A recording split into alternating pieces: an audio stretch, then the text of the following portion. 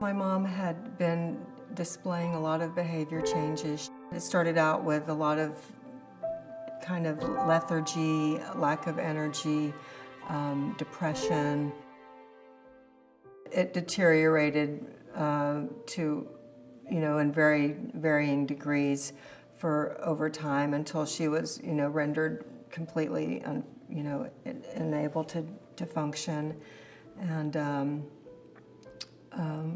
we started looking for assisted living and nursing homes for her. I spent a small amount of time in 3 different assisted living homes. Hated them, just hated them. Everybody was dawdling around with walkers and wheelchairs and drooling when they ate. At one point she started becoming delusional, and I was really concerned and spoke to the doctor about that. She told Patty Gill, there's something wrong with my mom. I think she's got dementia. And Patty said, well, I can't make that diagnosis without her having an MRI. And she was the one that discovered the meningioma. And it was huge. It was the size of a grapefruit. And, of course, the minute they mentioned brain tumor, I thought, oh, God, I'm a dead woman. She had a large tumor that if we did nothing, she was just going to basically deteriorate and become a vegetable. And we didn't want that, just given her age, and she had been previously very healthy.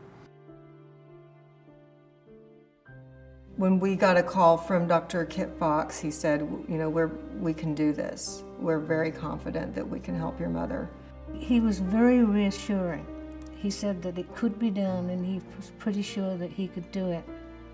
And Kathy did a lot of checking into him and found out that he had an excellent reputation and that his training was impeccable.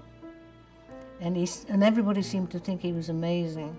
So, we went to see him, I think it was on a Thursday, and we scheduled for the surgery for the following Tuesday.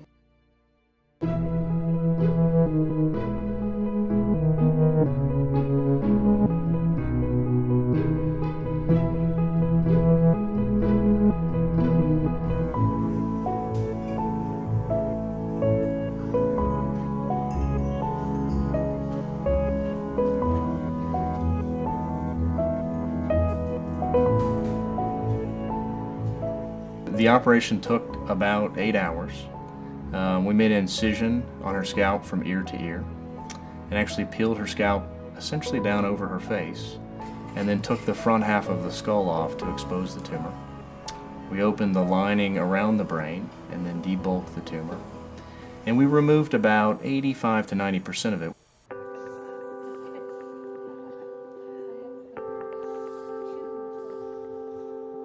The next day, I knew I was okay.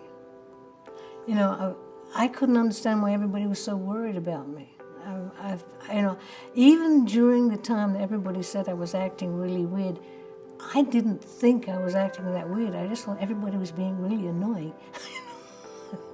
I mean, it was really miraculous. Within, after a major surgery, she was in the hospital for weeks like that because they wanted to make sure. I mean, she wasn't a young woman by any means, and they wanted to make sure that her recovery was okay. But she was home, I think, about 3 weeks later, and it was pretty clear that she was going to be okay,